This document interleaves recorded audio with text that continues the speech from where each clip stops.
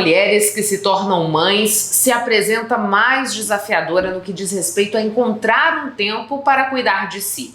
Além dos filhos, a rotina de casa e a exigência que o mercado de trabalho impõe, essa mulher ainda precisa dar conta das suas próprias necessidades. Foi pensando em ajudar essas mulheres a encontrar um caminho para cuidar de si que convidamos para um bate-papo aqui no Papo com Ela, a psicóloga Ariane Cardoso Moura.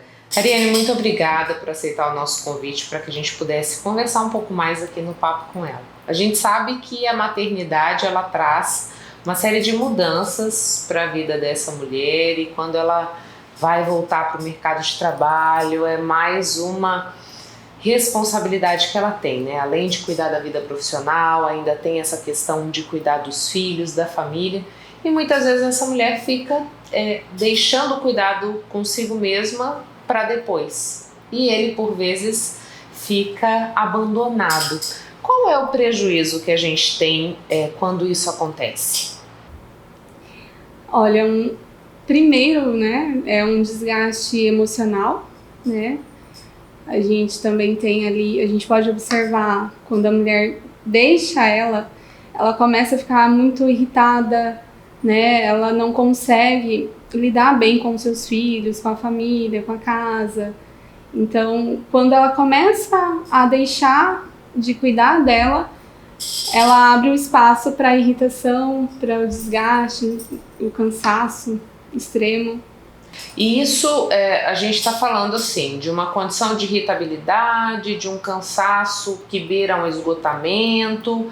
A gente está falando de aspectos físicos. O que pode acontecer com a saúde mental dessa mulher se ela não tem esse cuidado consigo? Olha, pode acontecer, em muitos casos que eu vejo em consultório, uma ansiedade, né? Vai ali para uma preocupação extrema que causa a ansiedade em si, até mesmo desenvolver um transtorno mesmo de ansiedade generalizada, preocupação em torno de tudo, né? Com as finanças, com a casa, com o esposo, com os filhos, e causa esse adoecimento. Mas assim, um dos maiores casos que eu vejo em consultório é a depressão, né? Que é ali, começa a não dar conta de tudo, né? E aí a depressão ela vem quando a mulher ela não consegue ali ter domínio sobre as coisas, né? Ou um prazer. Então, uma mulher que quer dar conta de tudo, lógico que não vai dar conta, então ela perde ali um domínio sobre as coisas em si, né? Que ela consegue lidar. E ela começa a perder o prazer, né? Com coisas pequenas, com a vida. Então, essas duas, né, tanto a ansiedade e a depressão, elas ficam atreladas ali. Caminham juntas, né? Isso. Nesse processo. Você disse pra gente assim, eu preciso ter esse autocuidado, eu preciso ter um tempo pra mim, eu preciso olhar as minhas necessidades. Esse autocuidado, ele passa por que atitudes, Ariane? Como que eu posso reservar esse tempo pra mim? O que eu tenho que observar para gerenciar mesmo essa rotina e conseguir ter esse momento que seja de atenção exclusiva, né, para mim? Olha, o autocuidado, hoje em dia, as pessoas trazem um autocuidado às vezes até um pouco tóxico, né? Quando a gente olha, a gente vai pesquisar um pouco sobre autocuidado e tá ali, né? Faz tal coisa, vai na academia e tudo mais.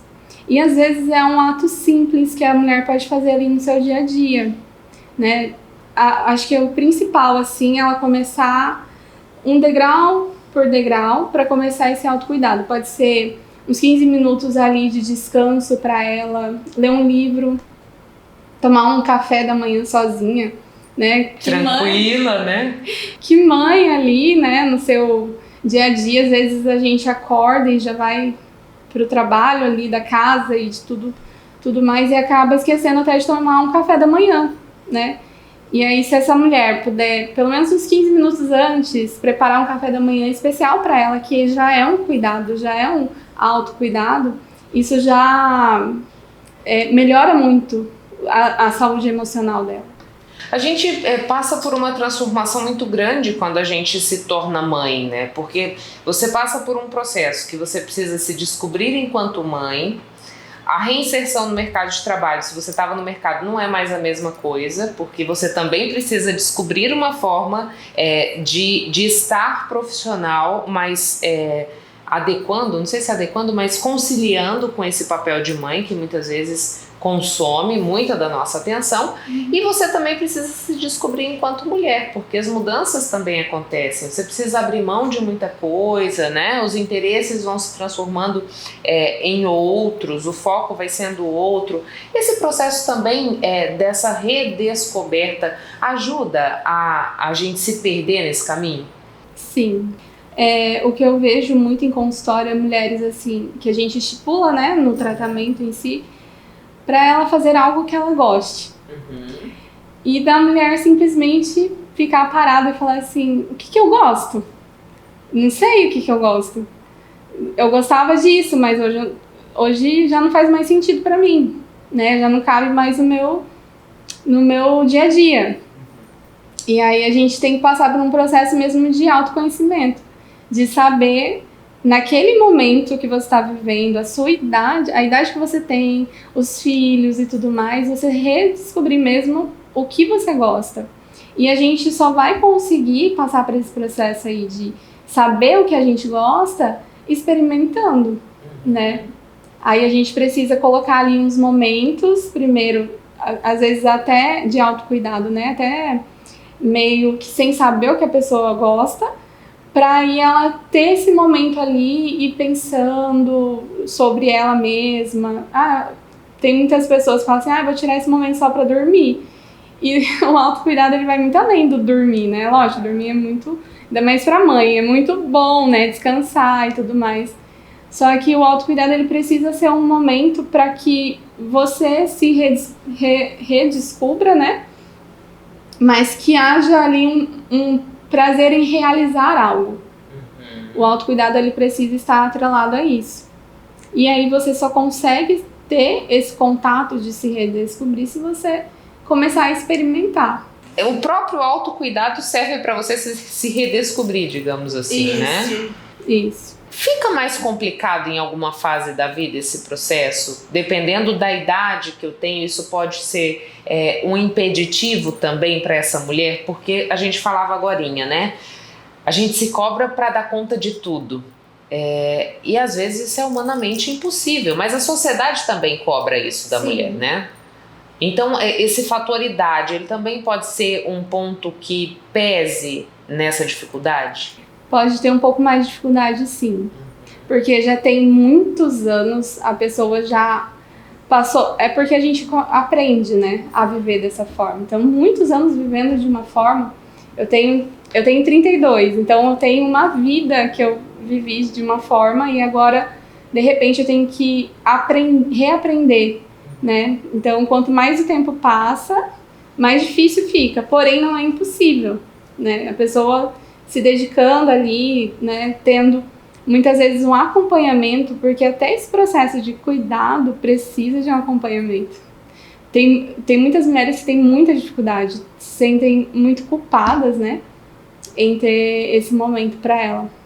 E como que é esse processo da culpa, Ariane? É mais difícil a gente trabalhar isso? Porque por vezes você fala assim, autocuidado vai além de dormir.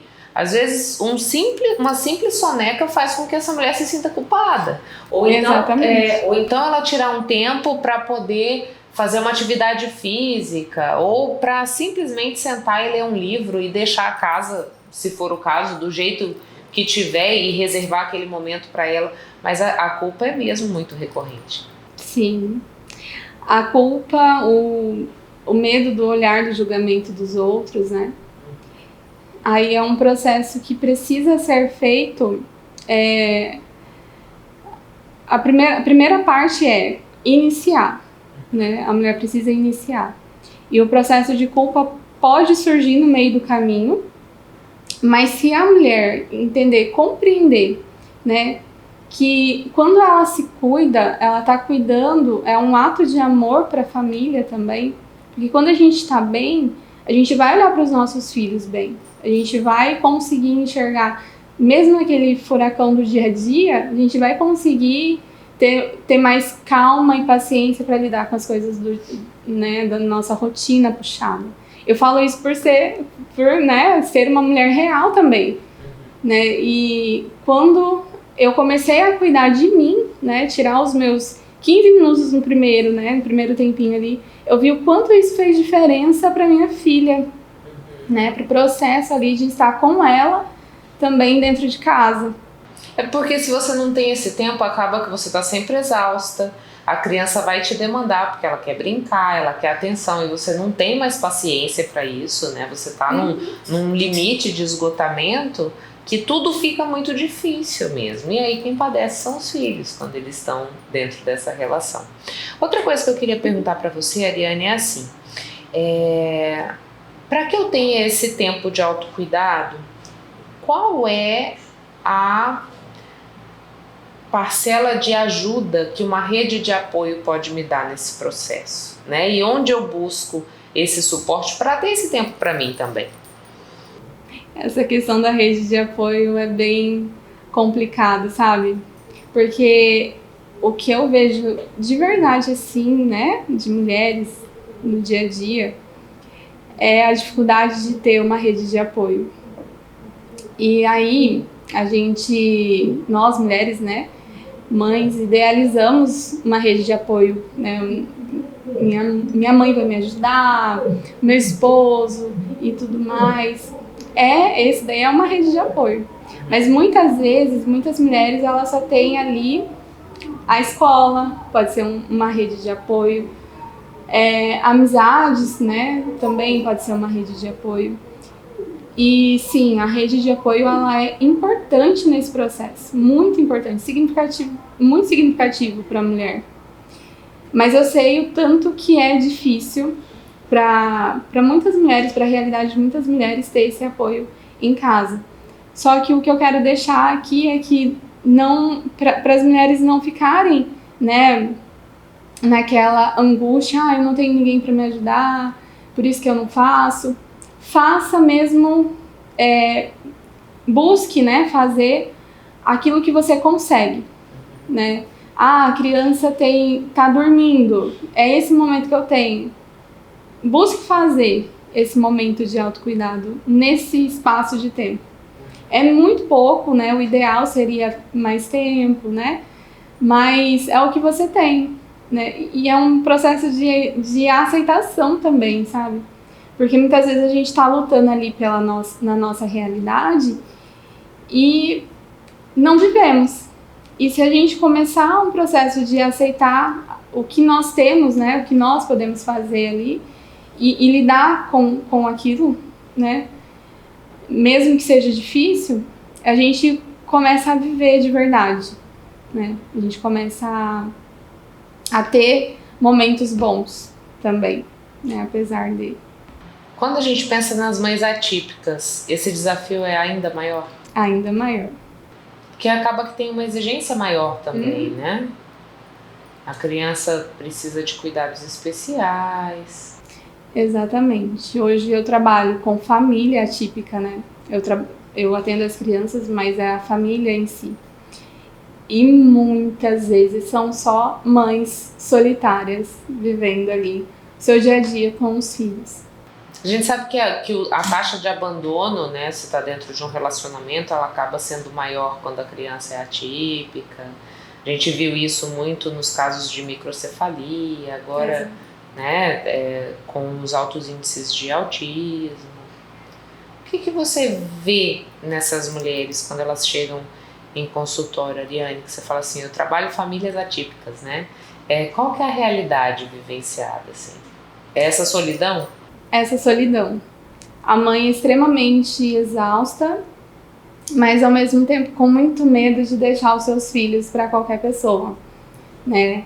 Porque existe uma questão, né, que precisa ter um cuidado a mais com essa criança e muitas mães temem com quem deixar, né? Pode ter ali uma pessoa ou outra, mas tem essa maior dificuldade também. Mas uma ansiedade extrema, né, preocupação extrema, porque No meu caso, como eu trabalho diretamente com crianças autistas, eles têm várias comorbidades ali, né, que a mãe enfrenta, além do autismo. E aí a mãe fica, quando a criança tá encaminhando ali para um processo de desenvolvimento, aí de repente vem uma comorbidade ali que... Retarda. Isso, né? E aí é bem complicado, né? É uma preocupação extrema que leva a crises de ansiedade, né? E uma dificuldade muito grande para essas mães. E aí eu chegar aqui e falar assim, mãe, você precisa tirar esse momento para você. É muito difícil, né? Porque quando a gente vai entrar na realidade daquela mãe, né, com aquela dificuldade mesmo do dia a dia, de não conseguir deixar o filho nem mesmo para poder tomar um banho tranquilo, relaxante, que esse daí também é um autocuidado. É muito difícil para uma mãe que é sozinha, né, ainda mais com um filho atípico, passar por esse processo até de um banho mais relaxante, né? Então, mas, né, trazendo aí pro momento dela ter esse momento de autocuidado, ela precisa buscar ali sim uma rede de apoio também e aprender a confiar. Acho que é uma das... Principal desafio, né? É um principal desafio. Pensando nesse contexto, Ariane, que a gente está falando de mulheres que vivenciam praticamente as mesmas dificuldades, né? Quão interessante é eu me encontrar num grupo que vivencia esses mesmos desafios? Porque eu estou numa ambiência que eu posso compartilhar aquela dificuldade que eu tenho, que eu possa compartilhar a vitória que eu tive nesse processo de autocuidado, né, de reservar aquele tempinho para mim. Como que isso ajuda também? Vai ajudar no processo dela entender que não é só ela que passa as dificuldades, em poder ali estar nesse momento, né?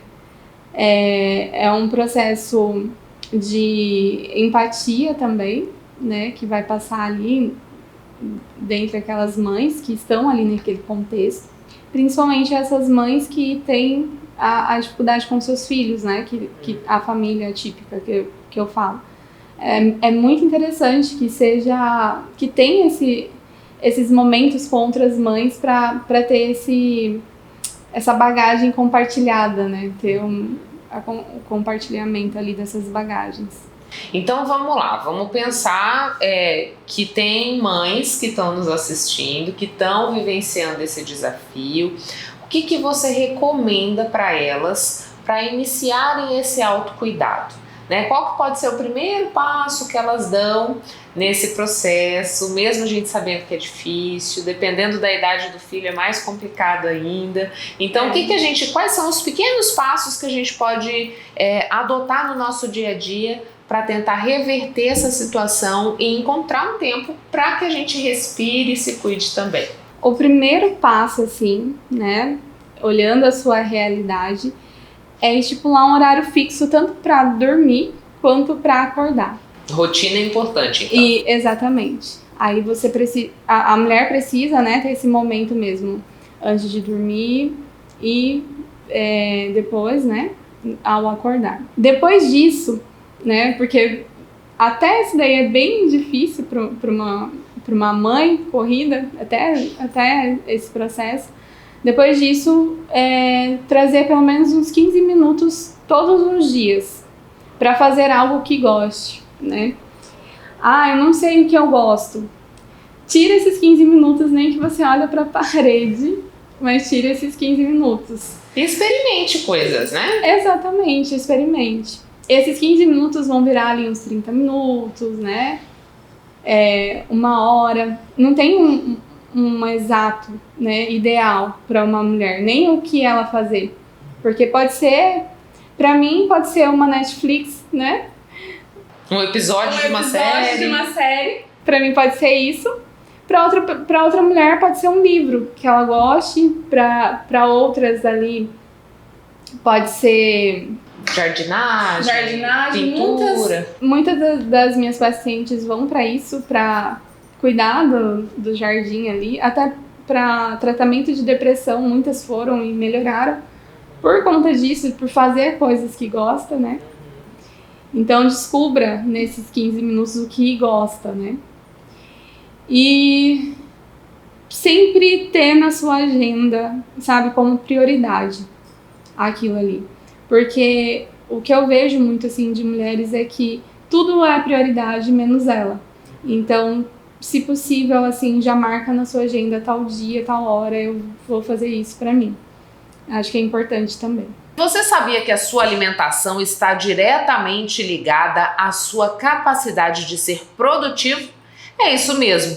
Os alimentos que integram o seu prato diariamente podem estar sabotando a sua performance. E para falar sobre esse processo é que recebo aqui no Papo com Ela a nutricionista, coach e mentora de mulheres, Ellen Garcês. Ela trabalha com biohacking para mulheres, que é uma forma de hackear a biologia para se tornar mais produtivo e focado no dia a dia. Ellen, muito obrigada por aceitar o nosso convite para que a gente pudesse falar um pouquinho mais sobre como essa nossa alimentação pode impactar diretamente a nossa produtividade. Queria que você explicasse para a gente de que forma o nosso organismo recepciona esse alimento e que alimento seria aí o vilão no que diz respeito a esse desempenho que a gente busca, né, de alta performance, de estar sempre produtivo, entregando o melhor que a gente tem capacidade de entregar.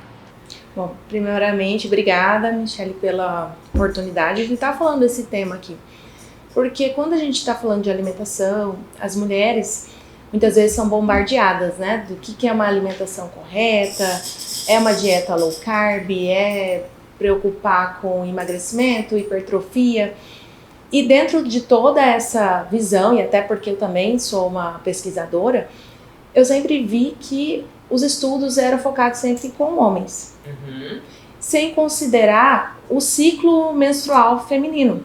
E quando a gente começa a pensar na variação hormonal que a gente tem, e a gente começa a olhar pra gente, você percebe que você não treina igual todos os dias, você não se alimenta igual todos os dias, mesmo que você ache que sim, você não trabalha igual todos os dias. Então hoje, por exemplo, grande queixa das mulheres, a TPM, né? Então é um período, por exemplo, que a gente deixa muitas vezes de fechar negócios, de trabalhar bem, de estar na sua melhor performance, porque acha que a TPM é normal. E hoje, já os estudos mostram que a TPM é um sinal de que o seu corpo não está funcionando bem. O que você não está realmente eliminando e produzindo também os hormônios de maneira adequada.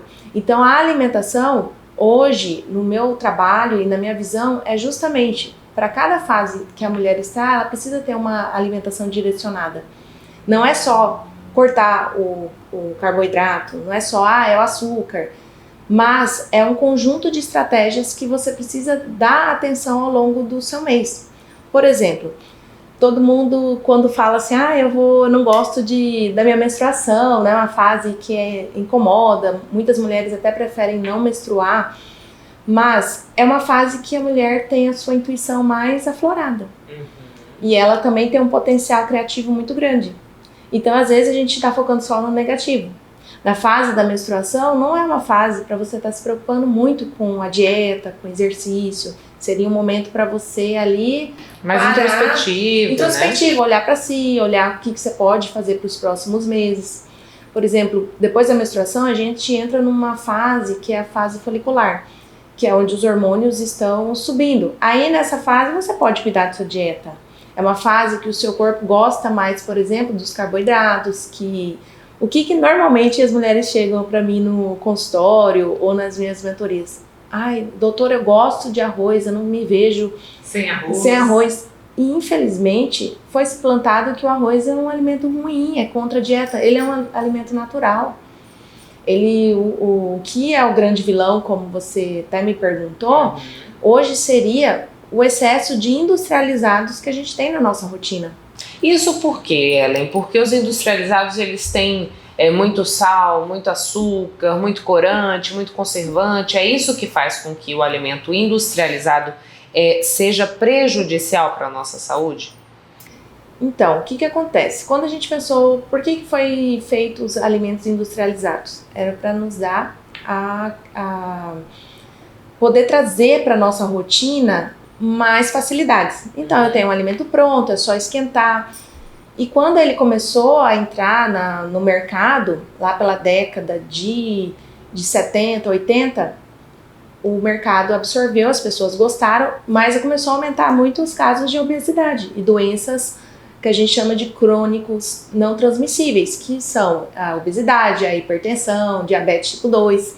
E aí começou a falar, peraí, deixa eu investigar o que está acontecendo. Esses alimentos, que são os ultraprocessados, eles são alimentos que tem uma mistura que eu falo assim, que é a fórmula mágica que a gente não acha na natureza. Gordura, açúcar e sal, junto. Então vamos colocar na natureza, ou um alimento ele é gordo, né? Ou vamos colocar uma fruta, ela é um abacate, um coco, é gordo. Uma banana, uma manga, mais docinho. O limão, o morango, mais cítrico, mas não existe essa mistura. Quando eles fizeram essa mistura, eles fizeram uma mistura que é quase irresistível pra gente não comer, sabe aquela propaganda que tinha, é impossível comer só um? É exatamente isso, você não come 10 bananas, você satura, mas assim, eu amo banana, você vai comer 2. Agora um pacotinho de bolacha, um pacotinho de algum skinny. E por que eles fazem mal? Eles têm essa mistura e associado a isso, eles têm o que a gente chama dos antes, né? Corantes, conservantes, aromatizantes. Pensa que nosso corpo é como se fosse uma máquina. Então eles são estruturas que no nosso corpo não foi feito para metabolizar, ou seja, para processar isso. Então eles vão se acumulando no nosso corpo. E aonde esse excesso de toxina tem afinidade por se armazenar? No tecido gorduroso. Então quanto mais a gente vai comendo esses alimentos, a gente vai como se estivesse enferrujando a nossa máquina, que é o nosso corpo. Isso vai causando um processo inflamatório, você vai ficando com um acúmulo maior de gordura, e quanto mais gordura você tem maior capacidade de armazenar esses produtos, né, que são produtos químicos. Então, assim, como que eu identifico, Ellen, o que é um alimento ultraprocessado? Vamos colocar que é aquele alimento que está pronto para o consumo. Dentro do pacotinho. Assim, pacotinho. Eu só abri e comi. Então, bolachas, biscoitos, uma grande mentira, né? Que as pessoas falam assim, eu vou comer pão de forma que é melhor que pão francês. Ou um pão caseiro. Então, vamos colocar os 3 numa mesa. Um pão caseiro você fez hoje, a sua avó fez, no outro dia, no máximo, tá duro. Porque é um processo natural. O pão francês também. E o pão de forma? Quantos meses fora da geladeira, ali. Então, assim, começa a ter essa criticidade de avaliar. Peraí, se eu colocar um alimento natural fora da geladeira, nesse calor aqui de Cuiabá, quanto tempo ele dura? Né? Estraga rápido. Por que aquele alimento fica lá na prateleira do supermercado? Eu levo para minha casa, deixo fora e ele fica. Então, eu tenho que começar a olhar os rótulos. Aí, se você olhou lá o rótulo, tem um monte de sigla, né? Normalmente é um monte de número. Tem esses saborizantes, corantes. São alimentos, assim, que você pode comer esporadicamente. Mas o que a gente vê hoje é as pessoas consumindo todos os dias. Como foi o caso dos adoçantes, né? Que até a Organização Mundial de Saúde agora reforçou que o adoçante não é para todo mundo usar de forma indiscriminada, né? Como é um substituto do açúcar. Então, o adoçante, quando ele foi criado, foi para determinada situação. Pessoas diabéticas que gostariam de consumir alguma coisa doce, de vez em quando, ele teria a opção de ter um adoçante. O que as pessoas fizeram? Bom, eu gosto de doce, eu vou substituir açúcar por adoçante. Então, você está se enchendo também de produtos químicos por meio de um adoçante. Você falou pra gente que o nosso corpo, ele se inflama, ele entra num processo inflamatório quando, ao invés de adotar alimentos que estão in natura, né, que a gente fala que a gente descasca, eu substituo por essa rotina de consumo desses alimentos ultraprocessados. Quando esse corpo está inflamado, Ellen, é aí que eu vejo que eu não consigo desempenhar um papel que eu poderia dar mais, seja para uma atividade física, seja no foco das atividades que eu tenho que desempenhar. É nesse processo de inflamação que vem esse efeito rebote, digamos assim? Exatamente. Se o seu corpo está inflamado, o seu cérebro também está. E é onde a pessoa sente fadiga, cansaço mental, perda de foco. É aquela pessoa que sempre está precisando de café, né? É o café o dia inteiro para poder estimular. Aí esse café vai diminuir a sua capacidade de, à noite, desligar e dormir bem. Aí no outro dia você precisa de mais café. E isso vai trazendo uma menor performance. Por quê? Porque você está precisando de estímulos externos, o seu corpo está desregulado, você está ignorando isso e chega uma hora que as consequências vêm. Ou porque você toma decisões erradas. Quantas vezes a gente vê, né, em situações de pessoas com estresse muito elevado, cansaço ao extremo, a pessoa toma decisões precipitadas, né? E aí quando a gente leva isso para o dia a dia, no exercício físico, você não vê resultado. Aquela pessoa que está lá na academia 1 ano e ela não vê resultado, ela até se desmotiva, porque às vezes ela vê uma pessoa que entrou 2 meses, já teve resultado e ela não tem. Ou às vezes você não tem nem o pique de chegar na academia, né? Chega muito cansada, aí chega lá, vai 1 dia, 2 dias, não consegue fazer o exercício, ou é aquela pessoa que fica torcendo para chegar a sexta, para sábado e domingo, em vez de desfrutar a vida, sair com a família, passear, quer passar o dia inteiro dormindo. E aí não tem tempo para os filhos, não tem paciência, você fica irritado. Então eu até falo que quem assim tem esse perfil inflamatório, a pessoa ela vive numa constante irritação. São pessoas irritadas, pessoa cansada, perde assim a capacidade de tolerância. E aí você fica nesse ciclo. E você acha e acaba acostumando. Acho que é normal, Acha que é normal. Eu tô estressado. Então, quantas vezes, né, a gente escuta isso, a pessoa fala até com um sorrisinho, né, eu tô estressado. Mas não é legal, não é interessante. O estresse, ele vem em alguns momentos da nossa vida, mas a gente tem que saber gerenciar. Então, essa inflamação, ela atinge o corpo como um todo. E até as suas relações, né, com as pessoas, acaba influenciando em tudo. E Ellen, lá no seu perfil do Instagram tá assim que você trabalha com biohacking para mulheres, né? Que seria isso uma técnica para eu dar uma enganada na biologia, digamos assim, né? Eu queria que você explicasse um pouquinho pra gente o que é esse biohacking.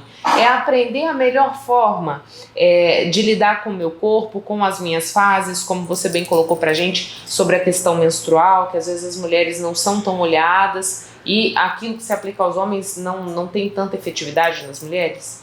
Exatamente. O biohacking hoje ele está ganhando uma evidência maior. E o que seria isso? É você hackear o seu estilo de vida para você potencializar saúde, performance. Então são estratégias que a gente vai olhar a pessoa como um todo. Antes estava assim, aquela ideia assim, eu vou num determinado profissional para ver só aquilo. Mas hoje a gente está voltando ao que era os nossos ancestrais, é a visão do todo.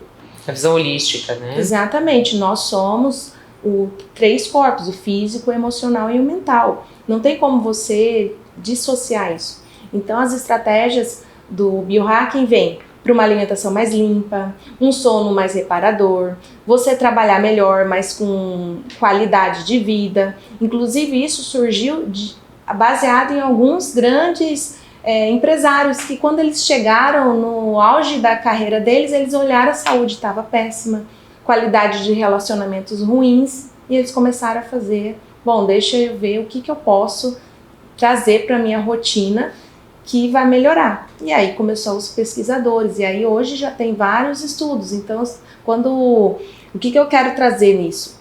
É que essas estratégias, tem algumas que servem sim para mulheres e outras só se aplicam para os homens. E aí a gente tem que ver a individualidade de cada um. Então, nos meus processos de acompanhamento eu vou te ensinar a te dar as ferramentas para você potencializar a sua saúde. Então, como que é a melhor estratégia? Você identificar o que funciona para fulano não vai funcionar para você. E aí você ter esse poder na sua mão. Deixa eu ver o que para mim tem maior resultado. E é o que eu falo, você vai ter mais resultado com menos esforço, porque você vai começar a entender os sinais do seu corpo. E aí trabalhar a mente, a respiração, a alimentação, exercício físico, são contatos com a natureza. Então, olha só, a gente veio para um mundo extremamente moderno e hoje a gente quer fazer o quê? Pegar toda essa modernidade, toda essa tecnologia que a gente tem e usar a nosso favor e não contra nós, né? Que é o que a gente tem visto as pessoas se perdendo de si em redes sociais, em comparações, e a trazer realmente uma reconexão com você mesmo. E Ellen, a gente está falando desse processo inflamatório e todas as consequências que ele traz para o nosso dia a dia. Quanto tempo eu levo para conseguir desinflamar o meu corpo? Tomei consciência disso, procurei ajuda profissional, tenho essas estratégias, como você colocou pra gente. Quanto tempo até eu conseguir me desinflamar e conseguir fazer com que esse corpo ele funcione de uma forma regular e de uma forma que seja, que traga mais satisfação no meu dia a dia? Existem alguns protocolos que a gente chama de detox, que é diferente do que algumas pessoas também colocam na internet, que é ficar tomando só líquido, né, sopas e suco verde. O processo de detoxificação, o nosso corpo ele já faz naturalmente, que é por meio do fígado e do intestino. Quando a gente está aí com esse excesso de inflamação, comendo de maneira desregulada, desconectado, né, com sinais e sintomas, a gente está com uma sobrecarga, tanto do fígado quanto do intestino.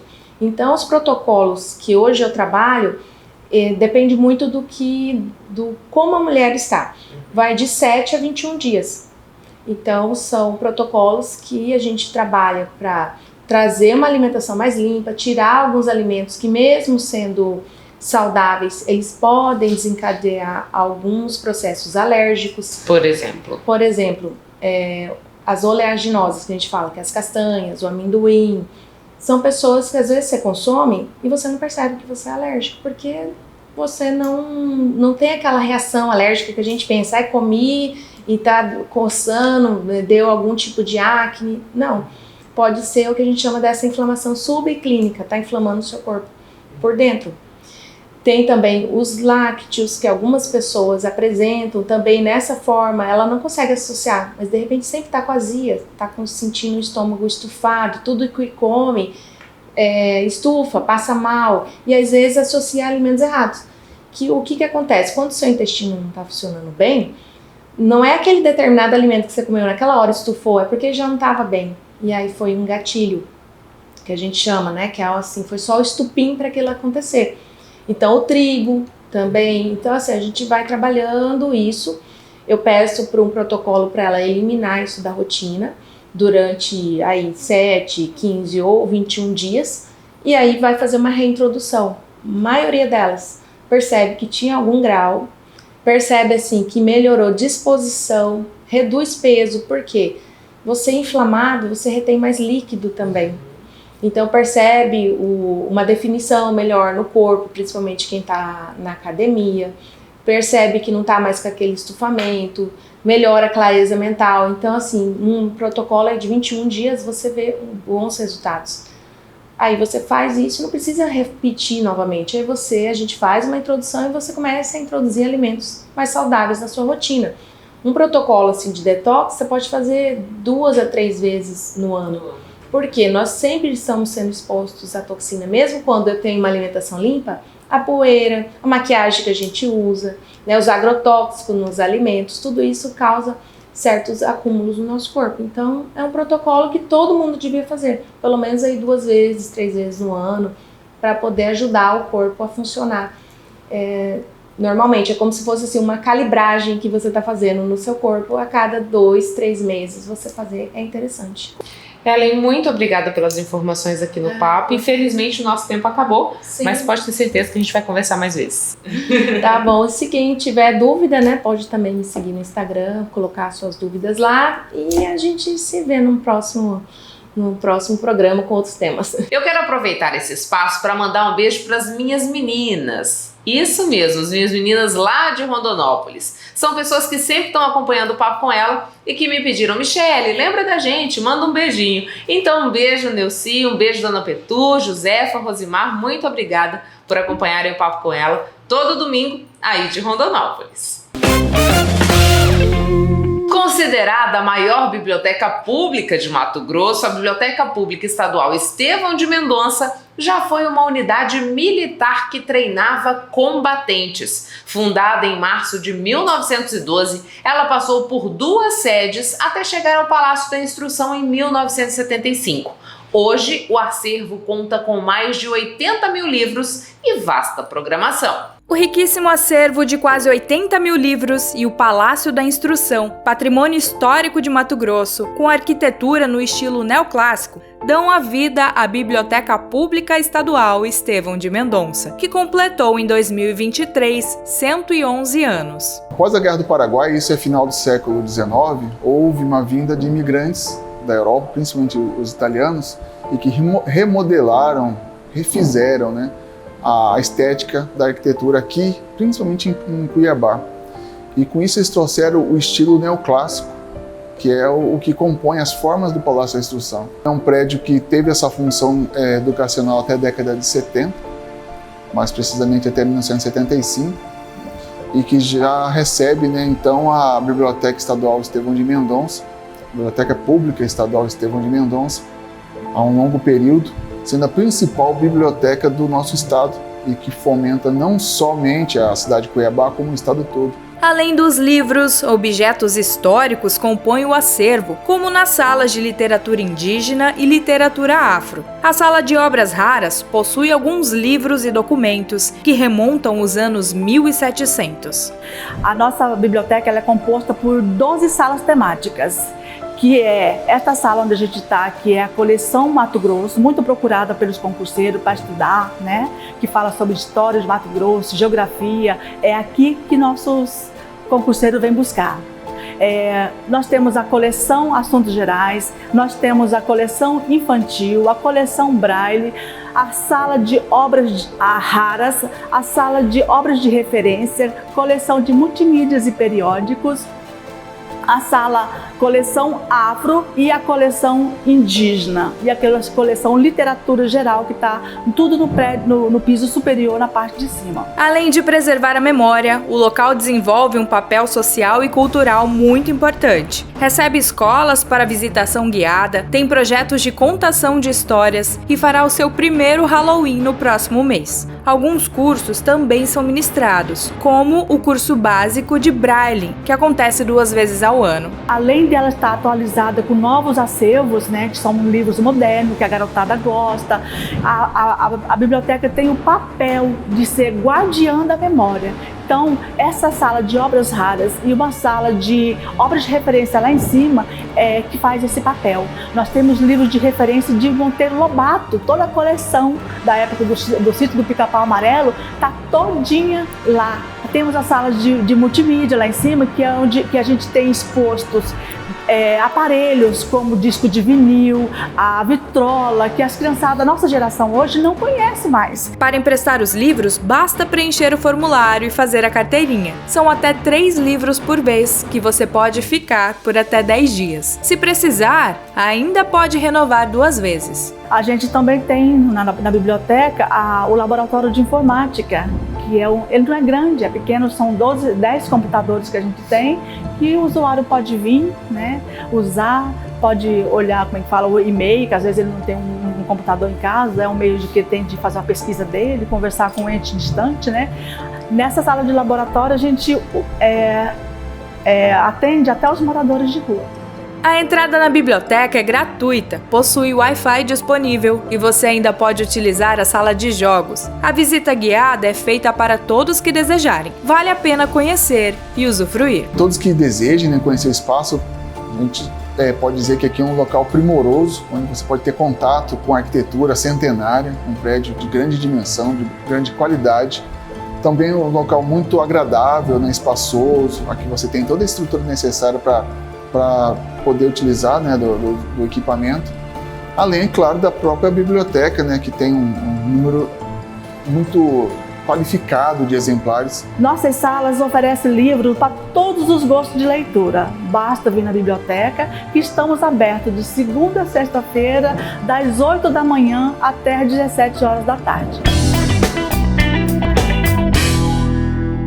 A arte de transformar resíduos em acessórios exclusivos é dominada pela dona Helena, que faz suas peças reaproveitando garrafas PET, latas osso de peixe e até cápsulas de café. São brincos e colares pra lá de criativos. E a história da Dona Helena você conhece agora. A moda sustentável está em alta. Roupas e calçados reaproveitados que você encontra facilmente em bazares e brechós. Mas sabia que também é possível encontrar acessórios de materiais reciclados? A Helena Bastos faz joias com garrafas PET, latinhas e cápsulas de café há cerca de 20 anos. Como diz a história, do lixo para o luxo, né? Você vê as garrafas PET ficam todas jogadas aí, entupindo coisas por aí pra rua, né? E assim eu faço meus colares, meus brincos todos e já tira um pouco deles da rua, né? Quando eu comecei foi mais difícil, né? Porque o fundo das latinhas mesmo, você tem que ter uma mão boa para você recortar as coisas, né? Algumas não dava certo, eu deixava essa de lado, fazia outra até sair tudo perfeito. A artesã utiliza técnicas do crochê para dar acabamento aos colares e pulseiras. A pintura dá o charme e algumas peças parecem ser feitas de pedra. Eu faço os brincos, faço colares, né? Faço pulseiras também das garrafas PET, também fica bem lindas. As tiaras decoradas também com as garrafas PET.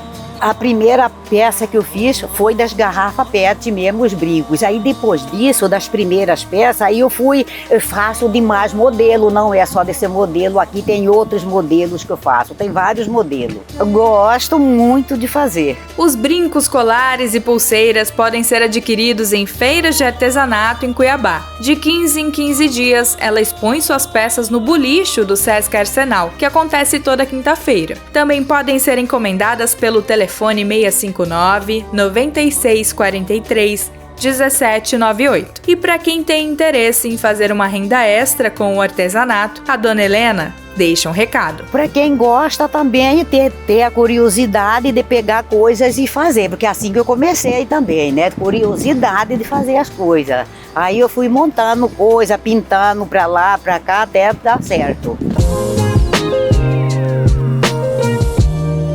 Depois de passarem pela experiência de receber o diagnóstico do câncer, duas amigas, a Tamara e a Camila, decidiram fazer mais. Criaram o grupo Life, Curadas para Curar, que tem como finalidade ajudar outras mulheres que estão na batalha contra o câncer. O grupo está em funcionamento há 4 anos.